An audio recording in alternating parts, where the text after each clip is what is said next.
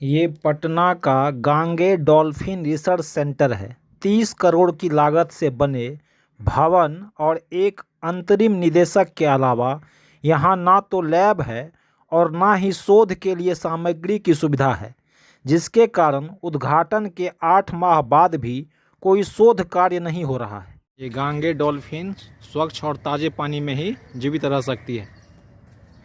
गांगे dolphin केवल मीठे पानी में रह सकती है और वास्तव में दृष्टिहीन होती है। नमस्कार, मैं पंकज कुमार। मैं अभी पटना के डॉल्फिन रिसर्च सेंटर पे हूँ और ये देश का ही नहीं बल्कि एशिया का एकमात्र डॉल्फिन रिसर्च सेंटर है। डॉल्फिन रिसर्च सेंटर ऐसा है जिसमें ना तो लैब है और ना ही शोध कार्य के लिए कोई सामग्री। 30 करोड़ की लागत से बने भवन और एक अंतरिम निदेशक के अलावा कुछ भी नहीं है। यह हाल है पटना में बने राष्ट्रीय डॉल्फिन रिसर्च सेंटर का। यह राज्य ही नहीं बल्कि एशिया का एकमात्र राष्ट्रीय डॉल्फिन रिसर्च सेंटर है। इसकी स्थापना पर्यावरण, वन एवं जलवायु परिवर्तन विभाग और पटना विश्वविद्यालय के संयुक्त प्रयास से पटना विश्वविद्यालय कैंपस में लॉ कॉलेज घाट पर गंगा किनारे की गई है। अब तक इस सेंटर में ना तो कोई उपकरण लगा है और ना ही वैज्ञानिक रिसर्च या किसी स्टाफ की बहाली हुई है। अब तक यहाँ एक भी शोध डॉल्फिन पर नहीं हुआ है। ये राष्ट्रीय डॉल्फिन शोध संस्थान और सामने में ये गंगा नदी। गांगे डॉल्फिन की आबादी बिहार में 1800 है। गांगे डॉल्फिन को अनोखा कंठ बनाया गया है जिससे वो अनेक तरह के आवाज़ निकाल करके बच्चों से बात कर सकते हैं।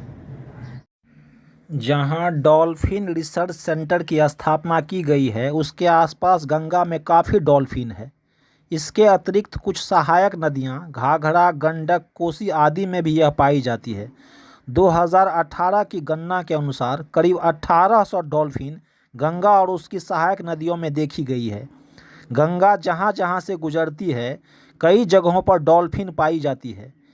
यह गंगा में भी उसी जगह अधिक पाई जाती है जहाँ पानी स्वच्छ है, इसलिए इसे गंगा के स्वास्थ्य का दर्पण भी कहा जाता है। गांगे डॉल्फिन की आबादी विश्व भर में 4000 के आसपास है। डॉल्फिन जल में ही रहती है लेकिन डूब के भी मरती है। सबसे अधिक बुद्धिमान माने जाने वाले जीव डॉल्फिन पर यहाँ शोध का काफ़ी स्कोप है, क्योंकि यहाँ पाए जाने वाली गांगे डॉल्फिन अलग प्रजाति की है। यह मीठे जल में पाए जाने वाली एकमात्र प्रजाति है जो सिर्फ भारतीय उपमहाद्वीप यानी भारत, नेपाल और बांग्लादेश की ही नदियों में पाई जाती है। गंगा में यह सबसे अधिक पाई जाती है। यह बिहार के अलावा यूपी, बंगाल के कुछ गांगे क्षेत्र में भी पाई जाती है। पर्यावरणविदों का मानना है कि गांगे डॉल्फिन एक स्वस्थ नदी पारिस्थितिकी तंत्र का संकेतक है। प्रतिवर्ष 5 अक्टूबर को डॉल्फिन दिवस मनाया जाता है। यदि यह डॉल्फिन रिसर्च सेंटर बेहतर ढंग से काम करती है तो इससे कई तरह के लाभ हो सकते हैं। डॉल्फिन का उच्च स्तरीय शोध होंगे, इको टूरिज्म को बढ़ावा मिलेगा, स्थानीय लोगों और मछुआरों की आय बढ़ेगी। आधुनिक उपकरणों की सहायता से डॉल्फिन की संख्या का और सटीक अंदाज़ा लगेगा। बचाव के लिए जागरूकता बढ़ेगी। डॉल्फिन छोटी छोटी मछलियां खाती है, इससे गंगा का पारिस्थितिकी तंत्र बना रहता है। शोध कार्य से डॉल्फिन के संरक्षण और संवर्धन में मदद मिलेगी।